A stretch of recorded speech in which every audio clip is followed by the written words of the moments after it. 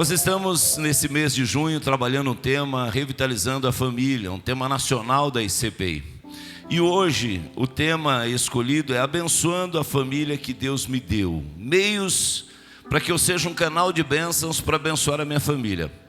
Tenha certeza que cada um de nós podemos ser um canal de bênçãos para abençoar o nosso maior patrimônio, que é a nossa família. Você, minha irmã, é um canal de bênção. Você, meu irmão, você, filho, você é um canal de bênçãos para abençoar a sua casa, a sua família.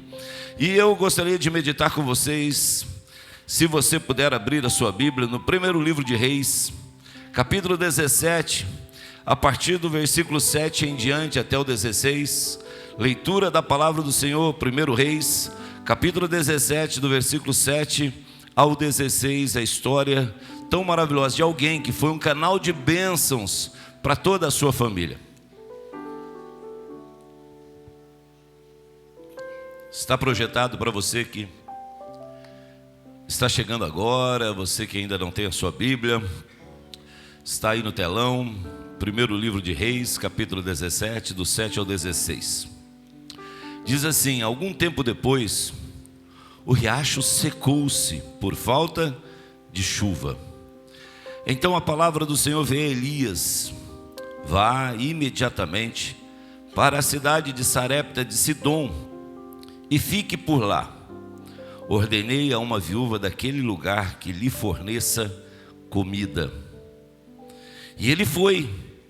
Quando ele chegou à porta da cidade, encontrou uma viúva que estava colhendo gravetos. Ele a chamou e perguntou: pode me trazer um pouco d'água numa jarra para eu beber?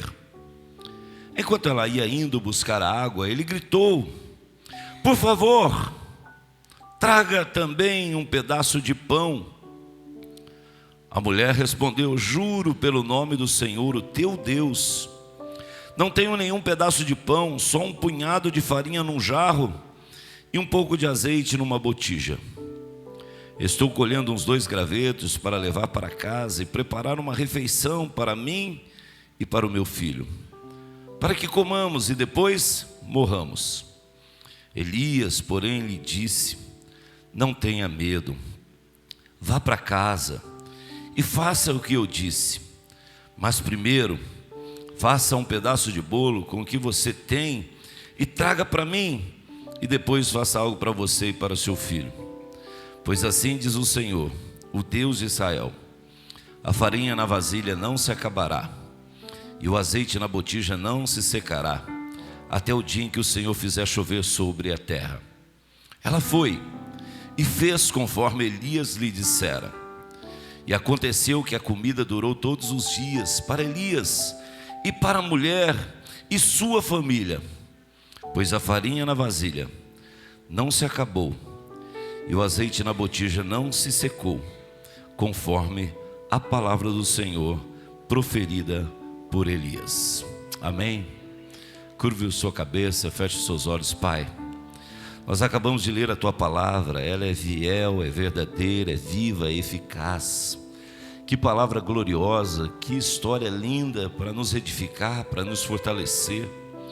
Agora que o Teu Espírito Santo nos revele, Senhor, de uma maneira clara, iluminando o nosso entendimento, para aquilo que o Senhor deseja ministrar aos nossos corações nessa noite, Senhor. Que possamos realmente entender o que é ser um canal de bênçãos para a nossa família.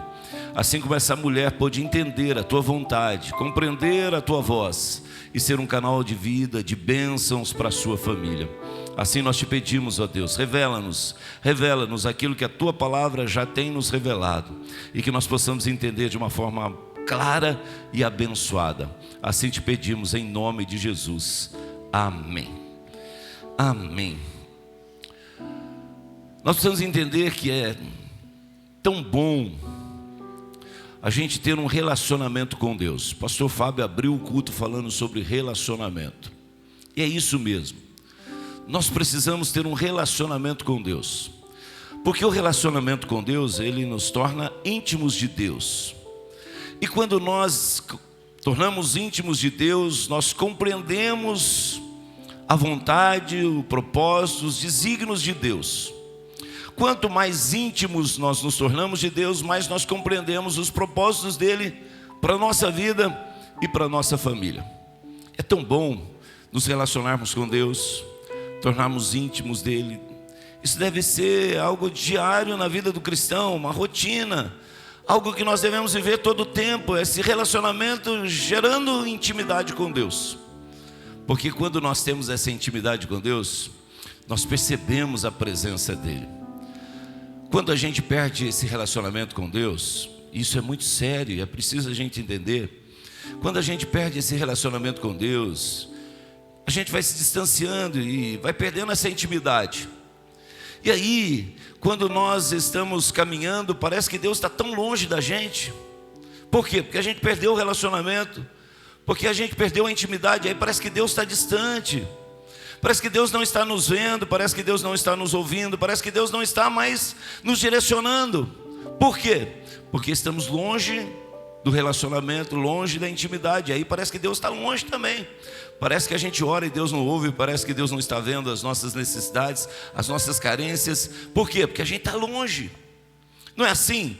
Quando a gente fica longe de uma pessoa que era tão íntima de nós, quem muda de cidade entende o que eu estou falando. A gente tinha as amizades, as nossas rotinas, as semanas que a gente se via.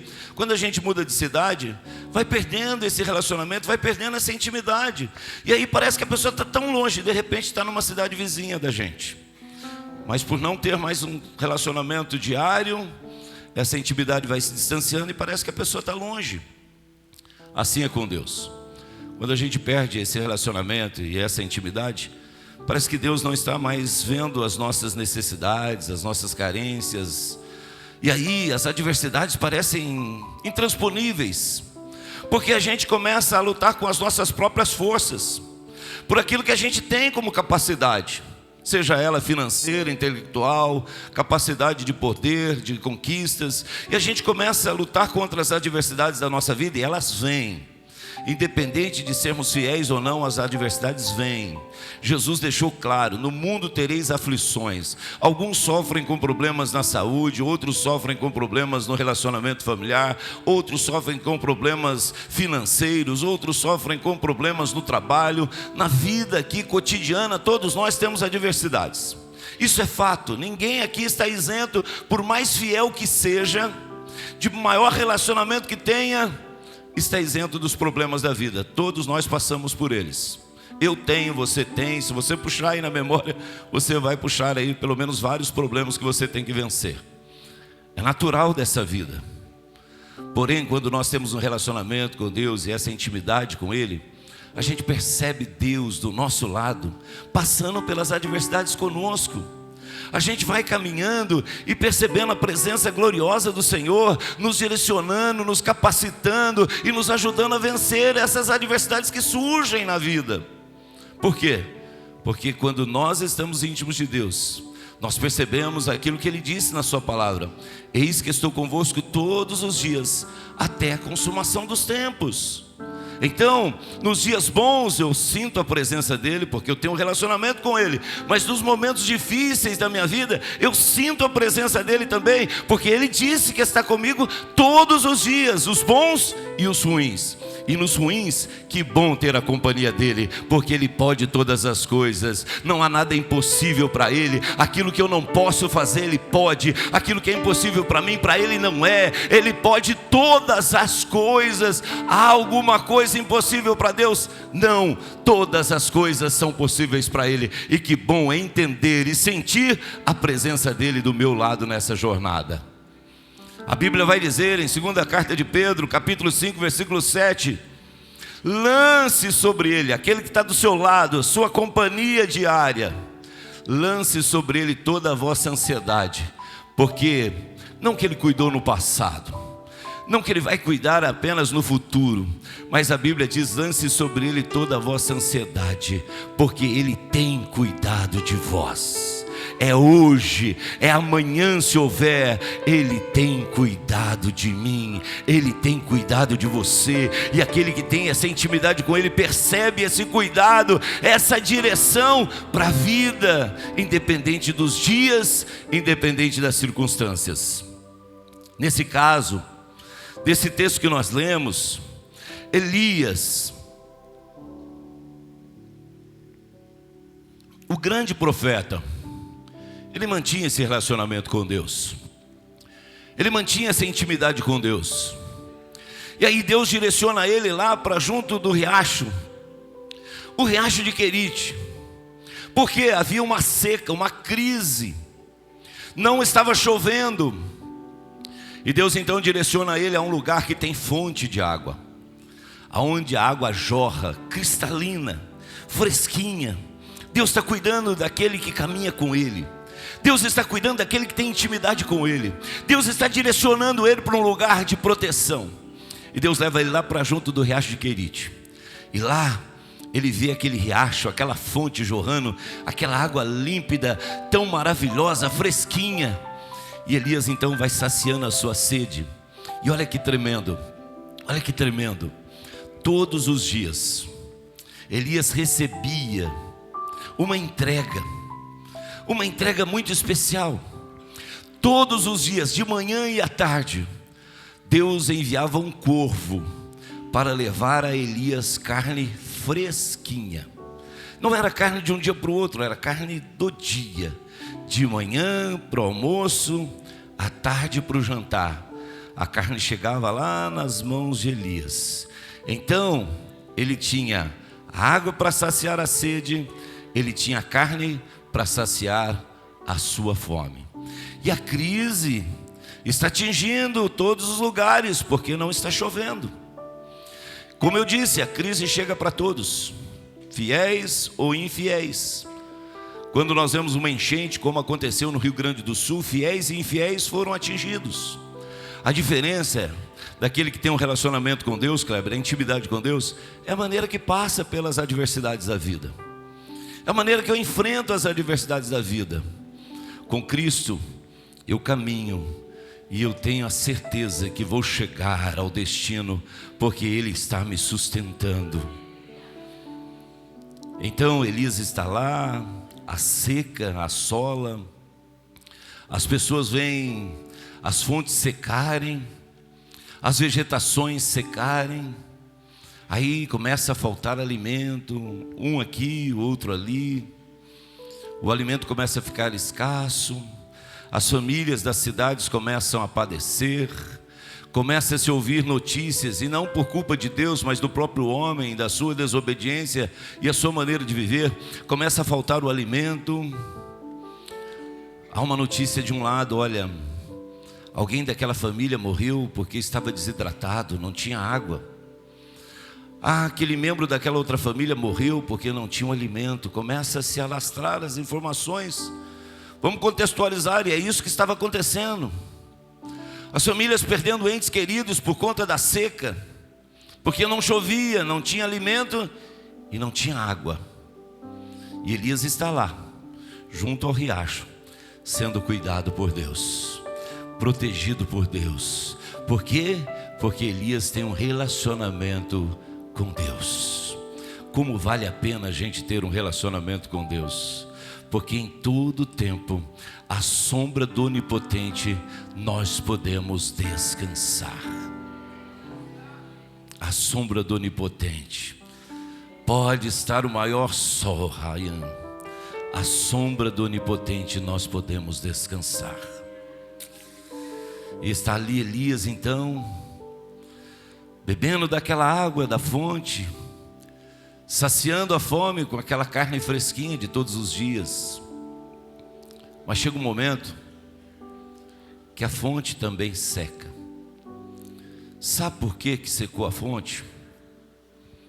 Porque lá em Sarepta havia uma mulher que também se relacionava com Deus, amiga de Deus, íntima de Deus, ao ponto de Deus olhar para ela, uma viúva, e dizer assim: olha, eu vou mandar para você um profeta, e você vai cuidar dele, você vai cuidar do meu profeta.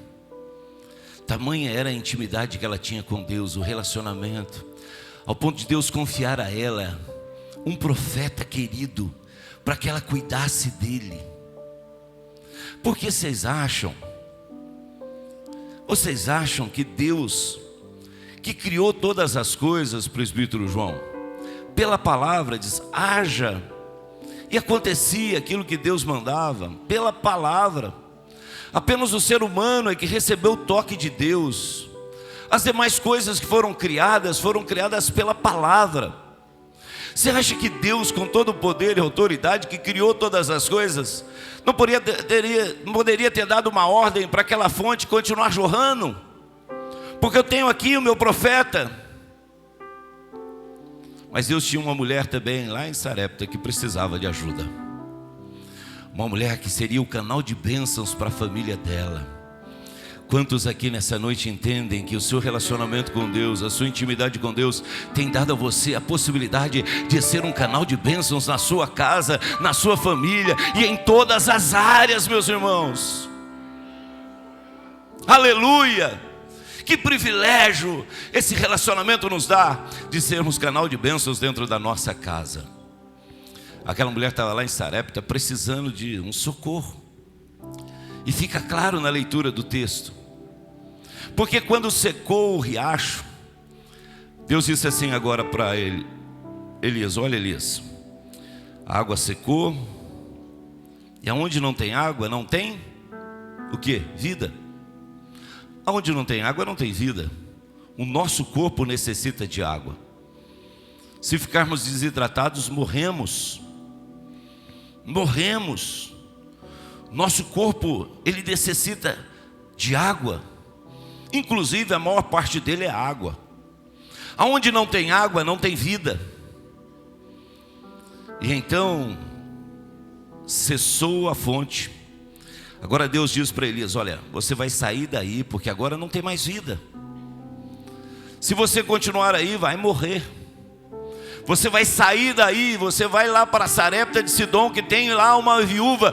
E olha, ela é tão íntima minha que eu já disse para ela que ela vai cuidar de você. Elias ouve essa palavra e ele se levanta e vai em direção a Sarepta. E quando ele chega, ele vê ali uma mulher. E essa mulher, o que ela está fazendo? Ela está pegando 2 gravetos. A Bíblia diz 2 gravetos, 2 pedacinhos de madeira. E ela pega aqueles 2 pedacinhos de madeira. E Elias chega e vê aquilo. Deus direcionou ele para aquele lugar. Que gostoso é ser íntimo de Deus, porque a gente entende o direcionamento de Deus. A gente compreende, fica sensível ao direcionamento de Deus. Ah, meu irmão, como é gostoso entender o direcionamento de Deus. Se nós pudéssemos entender em tudo na nossa vida o direcionamento de Deus, a margem de erro é 0. Quando nós entendemos o direcionamento de Deus, a margem de erro é 0, porque Deus não erra nos seus planos. Nenhum dos planos de Deus podem ser frustrados. E os planos dele são bons, perfeitos e agradáveis. E a Bíblia diz então que Elias olhou para aquela mulher e disse para ela assim: olha, você busca para mim uma jarra com água? Busca para mim uma jarra com água. Aquela mulher olha para Elias.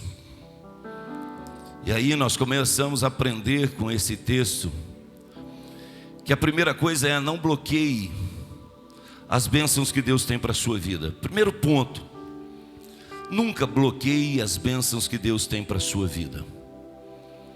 Sabe por quê? Porque às vezes a gente está bloqueando as bênçãos de Deus, impedindo elas de chegarem até nós e a nossa casa. Deus está assim, ó, com a mão estendida para abençoar, mas às vezes a gente impede a bênção de chegar. Não é culpa de Deus, a culpa é nossa. Então o primeiro ponto que nós aprendemos desse texto é: não impeça a bênção de Deus chegar até você e a sua casa. Porque essa mulher, imagina, não chovia. Se não chove, não tem água. Ela está ouvindo que as pessoas que circulam a casa dela, um está morrendo aqui, o outro está morrendo lá. Quem lembra da pandemia aqui do Covid? Não era mais ou menos isso que acontecia? A gente estava assim quando vê, olha, morreu tal membro de uma família tal. Aí de repente no outro dia morreu um membro da família tal. Quando a gente estava pensando em esquecer, morria um conhecido da gente. Nós vivemos isso faz 2 anos, de 2020 a 2022, mais ou menos isso. Essa mulher está dentro desse contexto. E é tão bom a gente entrar na história, né? Entra dentro dela aí que você vai entender. Essa mulher está dentro desse contexto, morrendo gente para a direita, morrendo gente para a esquerda, Renata. Porque não tinha água, não tinha de onde pegar.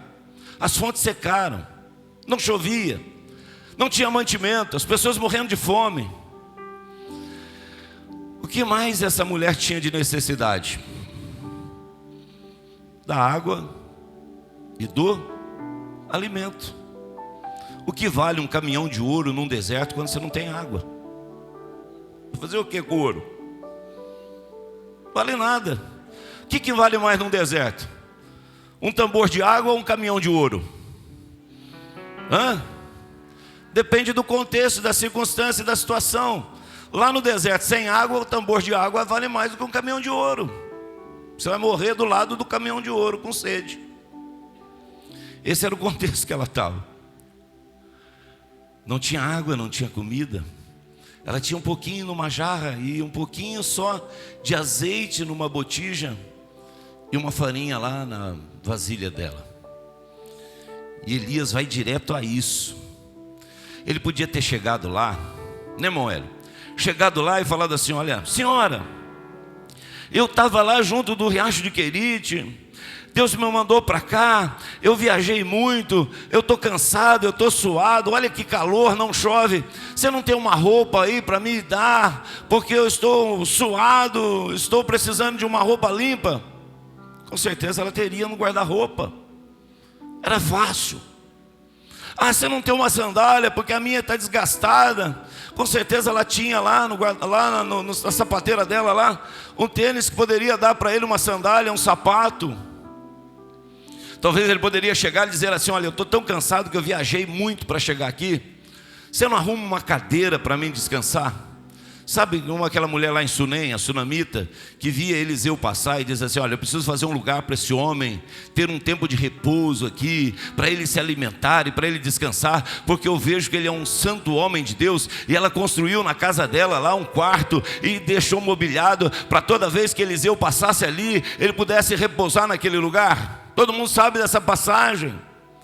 Elias poderia ter chegado dessa maneira: olha, eu estou muito cansado, você vê para mim aí uma cadeira para mim repousar um pouco?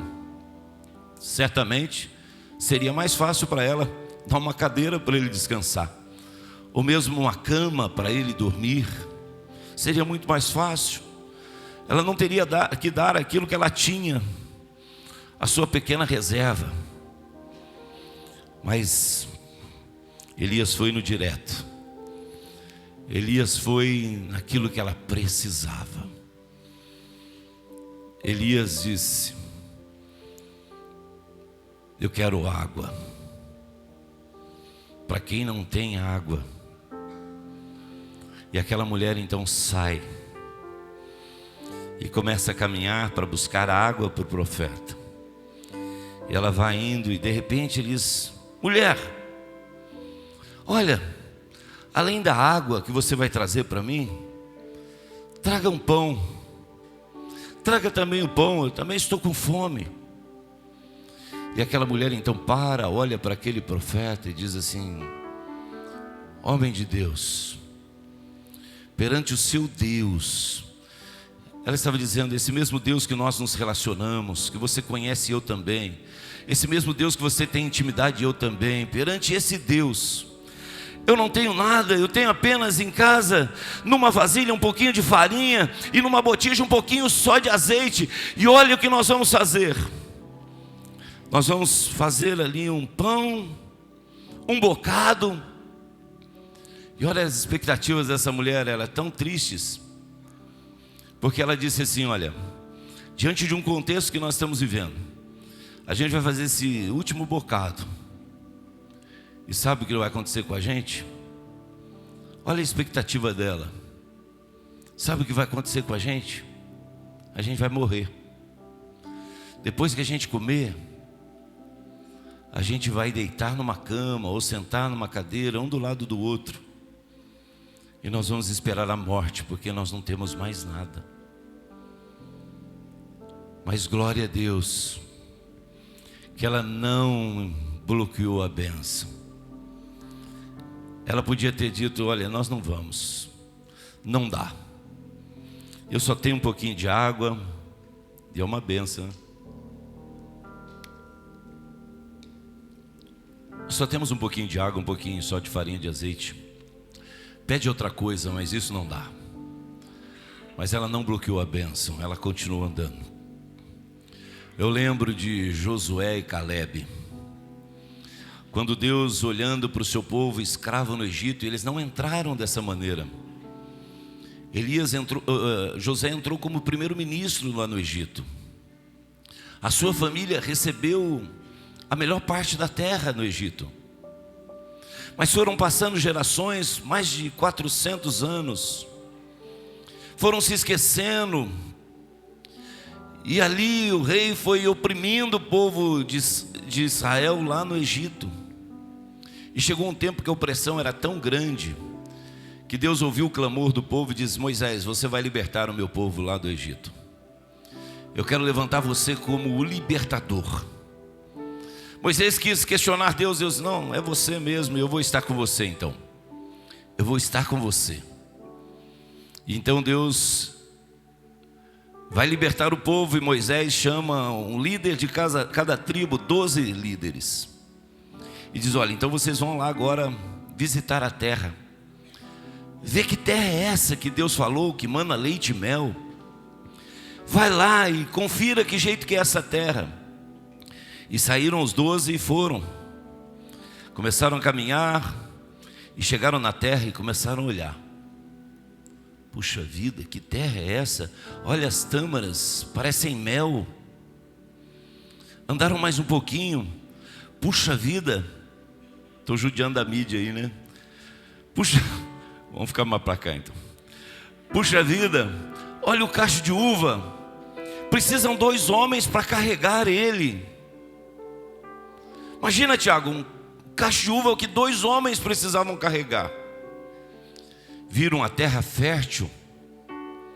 Josué e Calebe dizem: ah, que maravilha.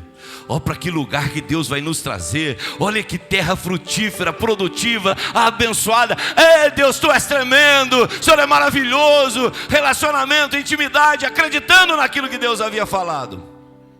Mas 10 desses líderes olharam.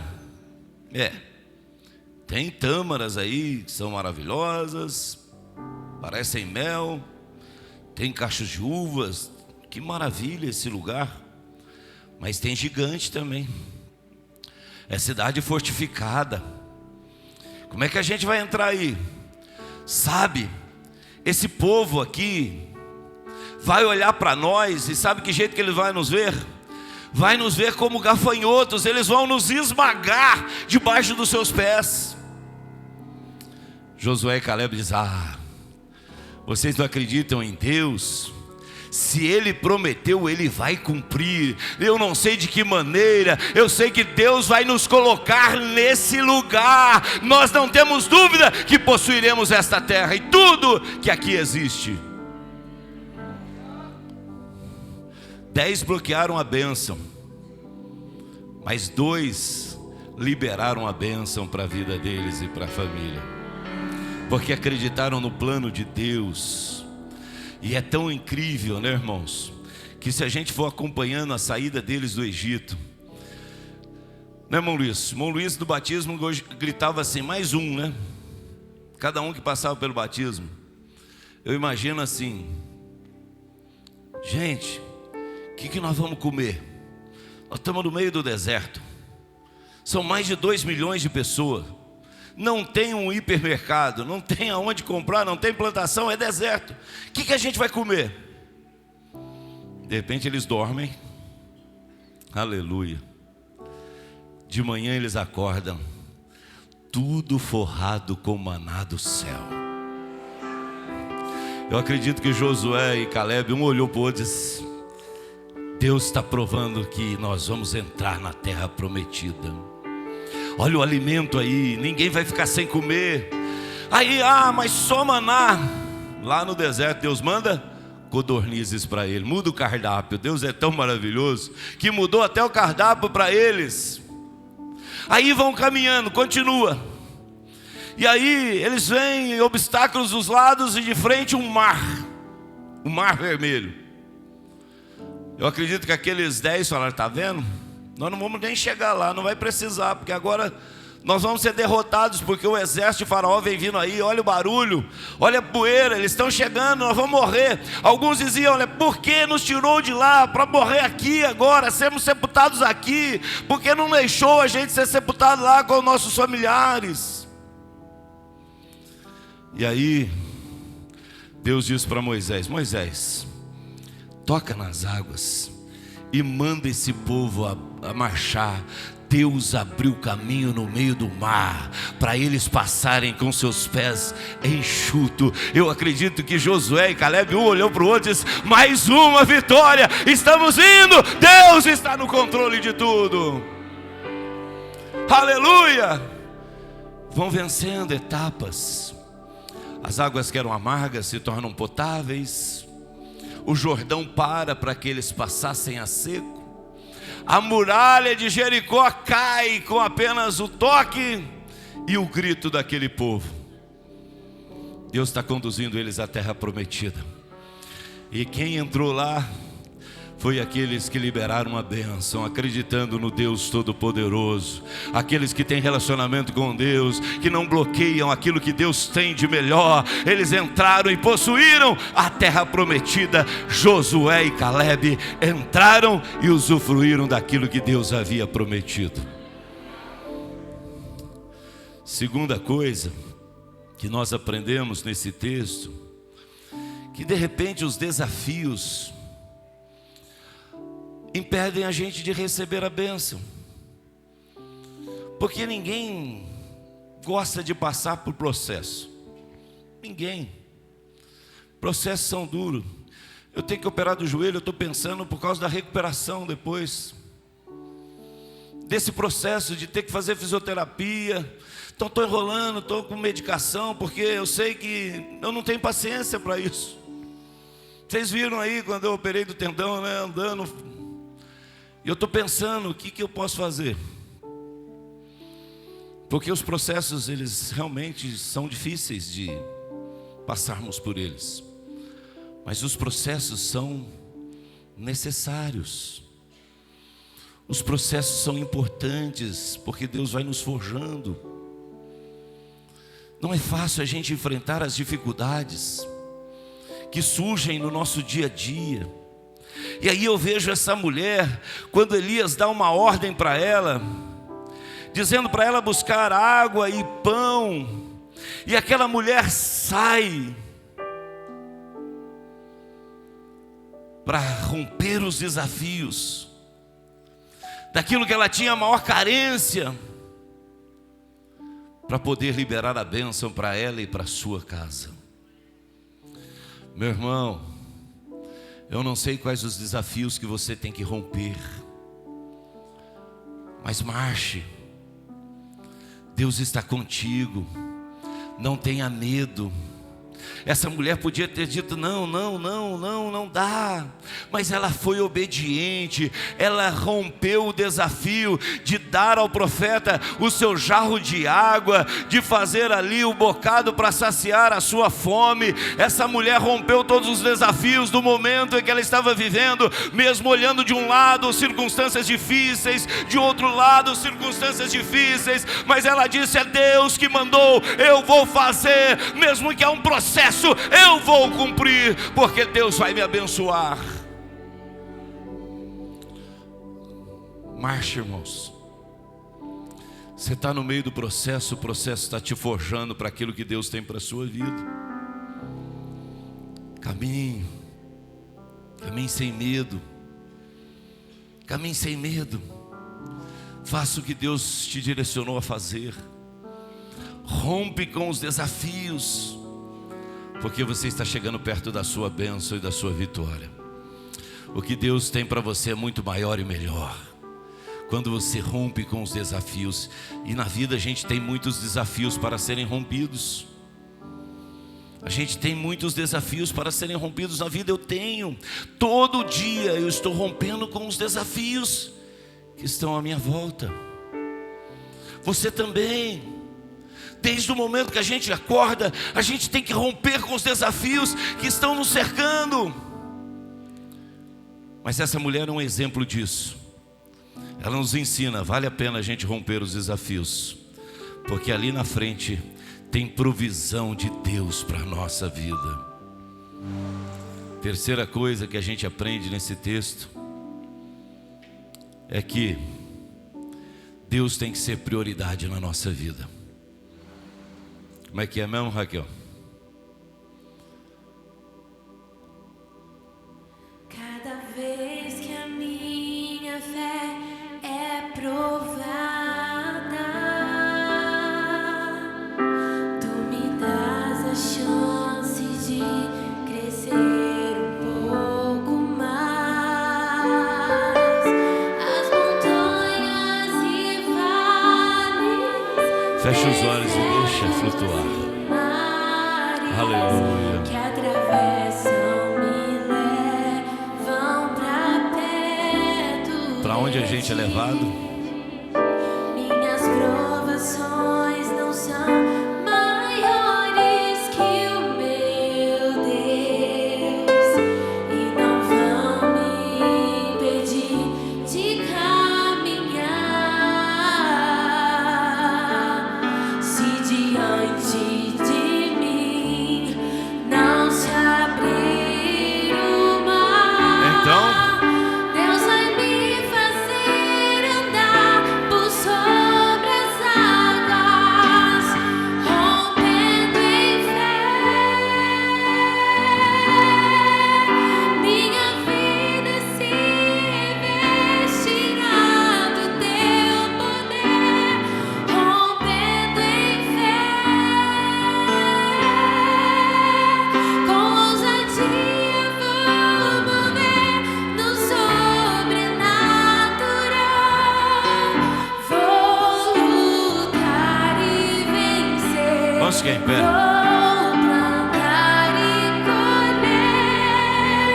A cada dia vou Vamos cantar com ela agora. rompendo em fé. Aleluia. Rompendo em fé. Minha vida se revestirá do teu poder, rompendo em fé. Com ousadia vou mover no sobrenatural. Vou lutar e vencer. Vou plantar e colher. A cada dia vou viver rompendo em fé. A cada dia vou viver rompendo em fé. Aleluia. Quantos aqui estão rompendo em fé a cada dia? Caminhando para o final. Terceira coisa que nós aprendemos é que essa mulher deu prioridade para Deus. Ela não olhou para a sua despensa, para aquilo que ela tinha, ou para a sua necessidade pessoal e do seu filho apenas. O profeta disse para ela, vai lá. Sabe por quê? Deus não pede tudo que a gente quer. Tem. Fique tranquilo, Deus não vai pedir tudo que você tem, não. Ele vai pedir prioridade. Jesus, num sermão maravilhoso que é o Sermão do Monte, no capítulo 6 do Evangelho de Mateus, versículo 33, Jesus disse assim: buscai primeiramente o reino de Deus e a sua justiça, e as demais coisas vos serão acrescentadas. Jesus não disse que nós não teríamos nada, Ele disse que teríamos tudo o que necessitamos, mas Ele pediu aqui prioridade. Elias olha para aquela mulher, diz assim: vai lá, faz primeiro. Não diz faça tudo para mim. Ele disse assim: faça primeiro para mim. Traga um pedaço do bocado primeiro para mim.